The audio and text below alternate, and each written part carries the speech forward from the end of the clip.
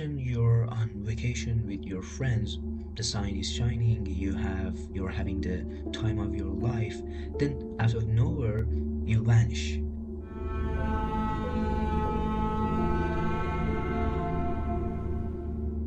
No trace, no explanation, I'm just gone. This isn't a horror story, it's real. It's based on real life. It actually happened in the past. So tonight we are gonna find out that what actually happened to that poor person.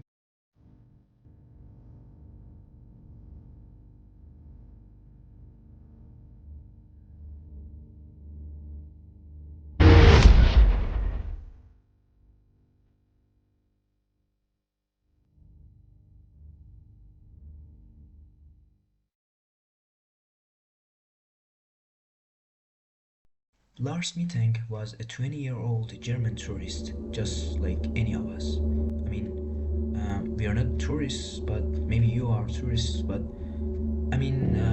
he was a person like us. He had a job, a family, friends. In 2014, he traveled to Bulgaria with his buddies for a summer vacation at the Golden Sands Resort. It was supposed to be a fun trip, just beaches, beer, and relaxation, but something happened. Something that changed everything. According to his friends, Lars was in high spirits when they arrived. They drank, partied, and soaked in the Bulgarian nightlife.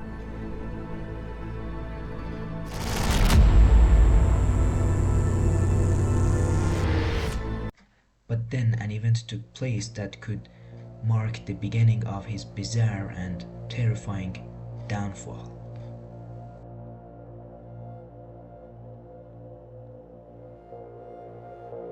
But one night, Lars got into a fight over football.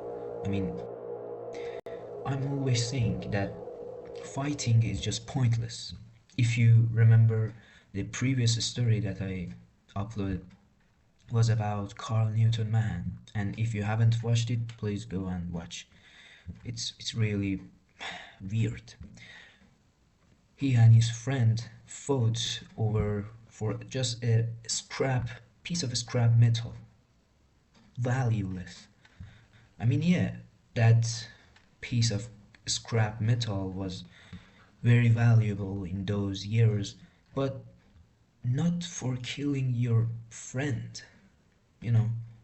And this again happened to Lars for, just a dumb argument with some other tourists.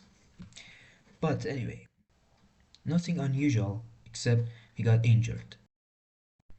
A ruptured eardrum, the doctor told him that he couldn't fly back with his friends and needed to stay behind a few extra days to heal. His friends left, and Lars, he stayed alone, and that's when things got weird. I'm always saying weird because it's weird. Yeah, it's weird.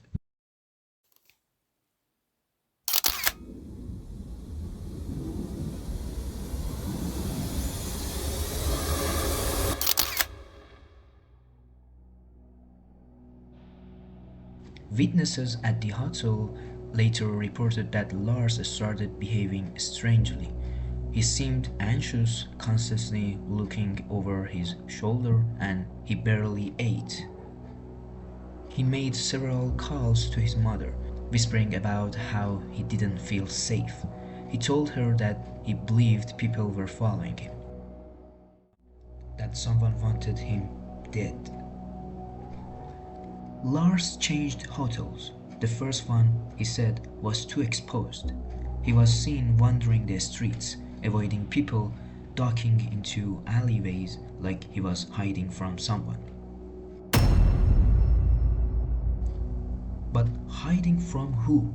Was it paranoia, or was someone really following him? During one of his phone calls to his mother, Lars' voice was trembling. He told her to cancel his credit cards and said something chilling. "I have to get out of here. They are coming for me."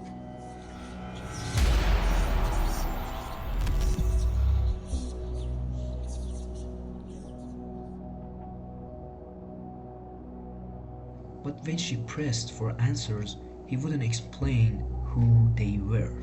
He only said he was in danger. Eventually, Lars made his way to Varna Airport. His mother had booked him a flight home. It should have been over just a few hours and he'd be back in Germany.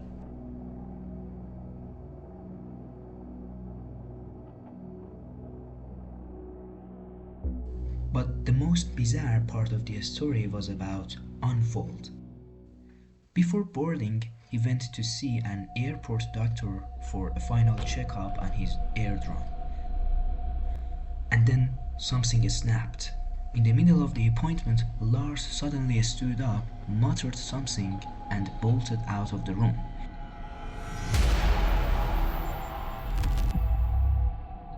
He sprinted out of the airport, straight through the parking lot and into the wilderness behind. The security cameras captured his final moments.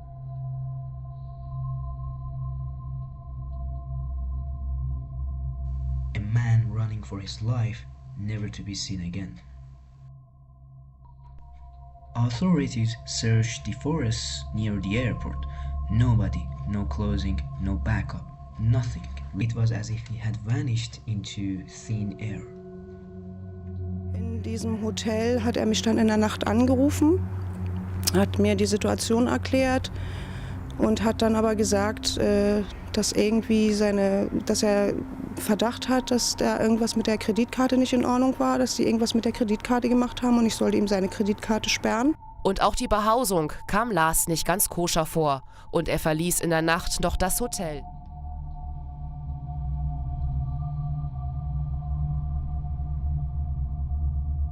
Well, the first theory that comes in our mind is that paranoia or a mental breakdown.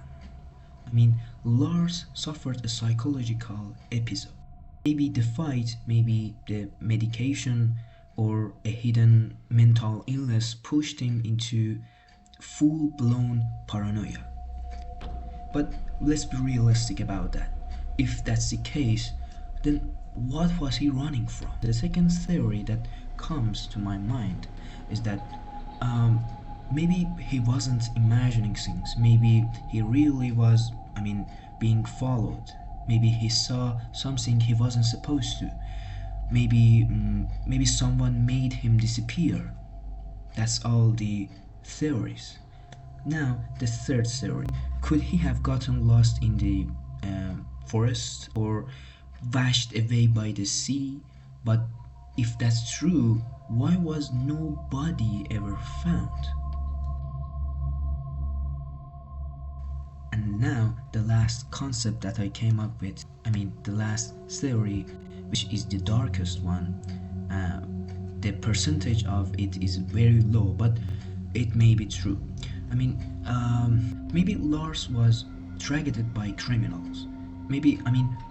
Was he lured into a trap taken by someone waiting outside the airport? If so, why did he panic inside first? These are all the questions that just come to our mind. That's why we call this an unsolved case. Nehmen, sich umschauen, mit offenen Augen, mit wachen Augen durch die Gegend laufen und vielleicht schauen, ob das mein Sohn sein könnte, dass sich viele Leute dafür interessieren. Es könnte auch ja von Ihnen selber, wenn es der eigene Sohn oder jemand, einen geliebten Menschen wäre, dass Sie einfach vielleicht mithelfen und uns die Informationen zukommen lassen, wenn Sie Hinweise haben, dass mein Sohn irgendwo alleine unterwegs ist und Hilfe braucht.